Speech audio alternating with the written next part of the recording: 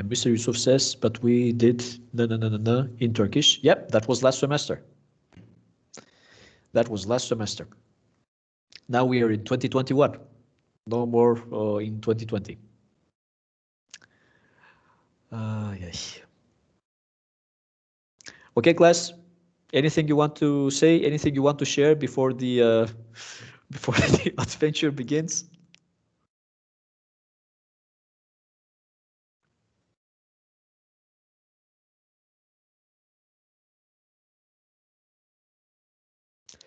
Okay, so let's start.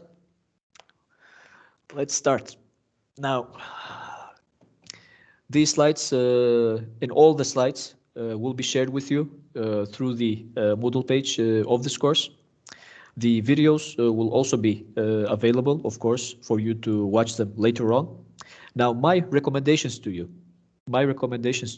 because I want you to succeed. I really do not enjoy having to deal with hundreds of people in this course. It brings a huge logistic responsibility, a logistic nightmare, basically, if you will, for the entire department. I want people to graduate. I have nothing to gain, but a lot of things to lose when you fail this course. So my recommendations to you, please read the book. The book is really of high quality. It contains an incredible amount of detail. Read that book, follow the book. Read the book before the lectures. I mean, I have already written down the chapters involved for each week. So read those chapters before coming to the lectures. Ask everything that you have to ask during those lectures. If you're too shy, if you're not unsure about your English, or you don't want to write in the chat box, send me an email. Send me an email with your questions, either during the lecture or after the lecture. Use all the online resources that are at your disposal. We are no longer in the 90s. This is not the beginning of the 21st century. We are in 2021. There is an incredible amount of resources available. Anything that you can be wondering about, you can find the answer for it online. Use those online resources. I am not the best person for explaining this course, for teaching this. I know there are way better professors than me when it comes to system programming.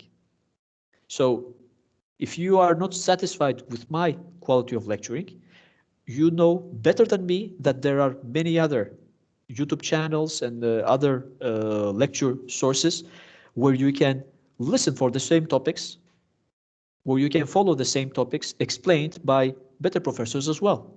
Use those online resources. Nobody's stopping you. What I will care about is not your attendance, but only whether you have submitted your homeworks with a sufficient quality, your midterm project, and your final project. Those are the three things that concern me. Those are the three things, the only three things that are going to be used in order to calculate your grade. Now, let's get one thing clear, because I know that the main topic is the evaluation, of course, of your projects and the homeworks. Let's get this clear. I mean, what is the main principle when it comes to evaluating these homeworks, and why is it that we have some conflicts with the students every year when it comes to these issues? Because you have a different perception. What is that difference? Now, some students, not all of you, some students believe that their grade should be proportional to their effort. Çabalarına doğru orantılı bir not. I am not here to measure your effort. My objective is not to measure your effort.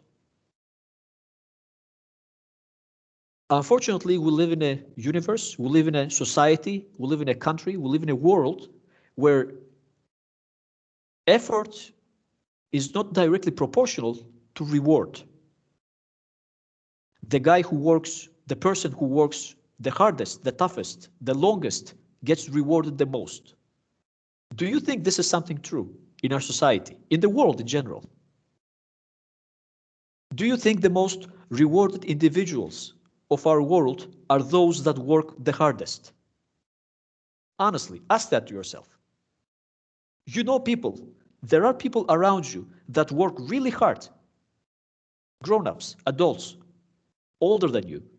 Do you think those people are rewarded in terms of money or fame or whatever the reward is? Do you think they are rewarded proportionally to their effort? Unfortunately, it doesn't work that way. Unfortunately, I wish it was that way, really. I mean, that would be fair. It would be just. The more you work, the more you get rewarded. But it's not a matter of effort. It's a matter of result. And either we'll like it or not, especially after you graduate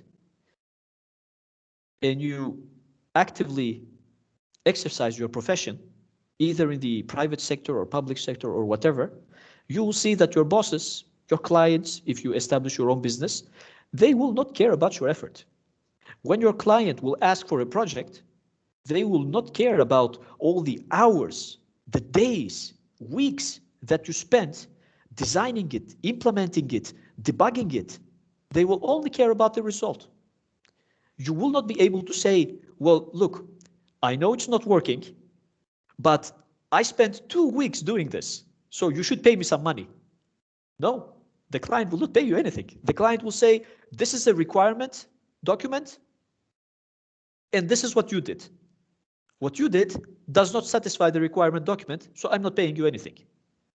Now, maybe you finish that project in 5 days, maybe you finish it in 1 day, maybe you finish it in 5 minutes. As long as it works, that's all that matters. So if you satisfy the requirements, if the project works as it is supposed to be working, then that's it. That's what I will be measuring. And most of the time, students complain. They say, well, I spent my entire week on this. How can I get a 0? I mean, not even a 10, not even a 20? Well, that's the form. That's the requirements. Those are the penalization issues. So get it done.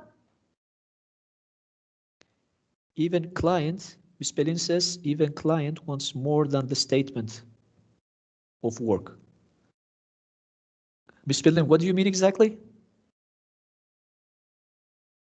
They want more than this. Yeah, it was a just joke. Sometimes they want more even what we agree on the beginning. Oh, yes, absolutely, absolutely. Well, the private sector is even more challenging than this course. So I'm just trying to explain basically that this is not a way to torture you. I am not trying to punish you for anything. I don't even know you. I don't know who you are, most of you. Only a few names are familiar from the past semesters. I have nothing to gain by you failing this course. The opposite, I have a lot to lose because my bosses, my administrators are getting angry towards me about why I have almost 200 people taking this course, because that means we need more assistance. And if I need more assistance for this course, that means we have less assistance for the other courses. So that is a problem for me, a big problem.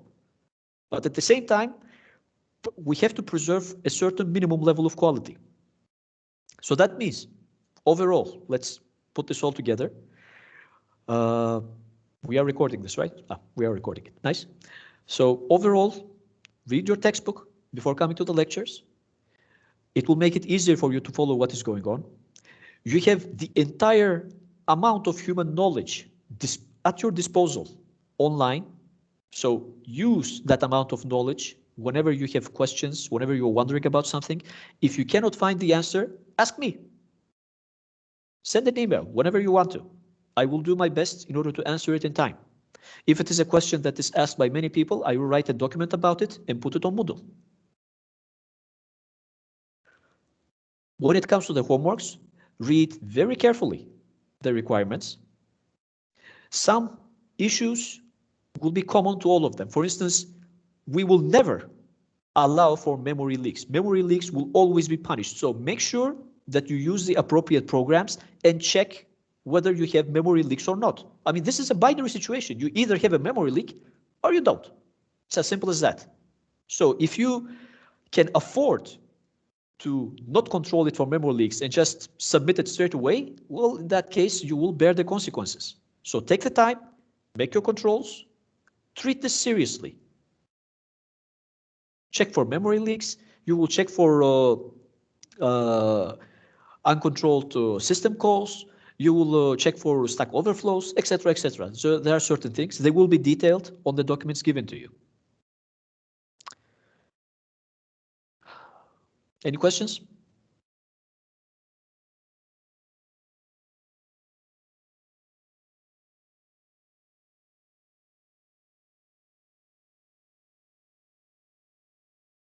Okay, class. In that case, yes? It can be also documentation, how to avoid these errors, how to check it. Well, that will be the part that we'll be showing in class Okay. during our lectures. But of course, avoiding memory leaks, that is something, well, how do you get a memory leak? You allocate memory and you do not call free on it. I mean, this is something that I'm guessing you must have learned before coming to the third year. So whatever you allocate with malloc, whatever the number of bytes that you have allocated, make sure that you free all of them, always, the exact same amount. So class, we will take a 5-minute break, and then we will start with our lecture for today, which will be a mild lecture, just the basics and overall view of what is happening in this world of system programming. So we will take it easy this first day, and I will see you in 5 minutes at 9:20. Sir, 9:20'de görüşmek üzere. Yes? Before we take a break, what is Yes. the programming language we will use in the class? The programming language, C, ANSYS C. Okay. C for everything. C, no C++, no C++. We will be working with C. The exact compiler flags and versions and etc. Those things are homework dependent, and they will be explained in the homeworks. But in general, everything will be in C. No C++, no Java, no Python, no C#, no nothing. Just standard plain C, the same C that you have seen since your first year. Okay. Okay, class. See you in 5 minutes.